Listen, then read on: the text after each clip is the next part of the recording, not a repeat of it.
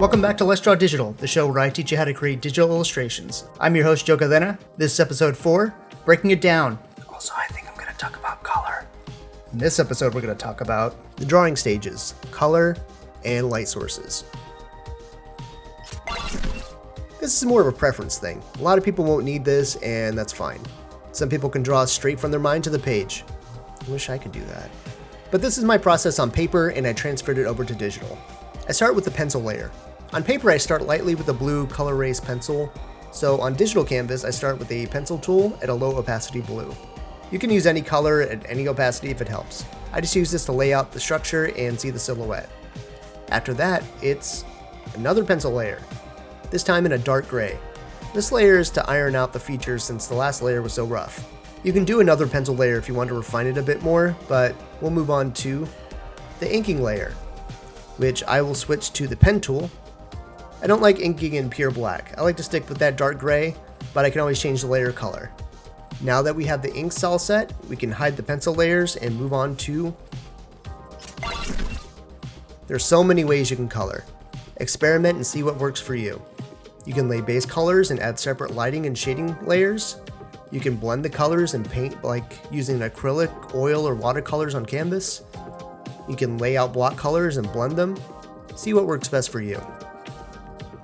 Something that will help you is a palette.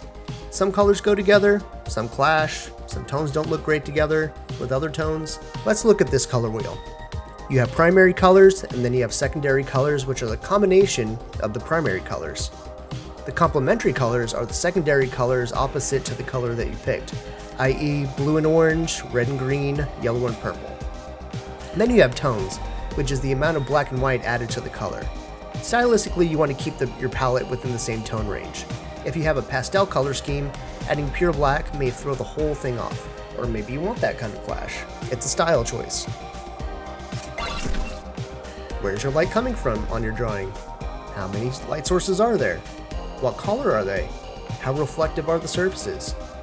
These are the things you have to consider when adding shadow and light to your drawing. Maybe you have a bright natural sunlight coming from the top. That light is reflected off the concrete, which brings the shine below. Maybe it's a dark room with a purple light behind the character and a dim white light coming from the bottom front. Keep textures in mind too. You wouldn't show light reflecting off of chrome the same you would coming off of a pair of jeans.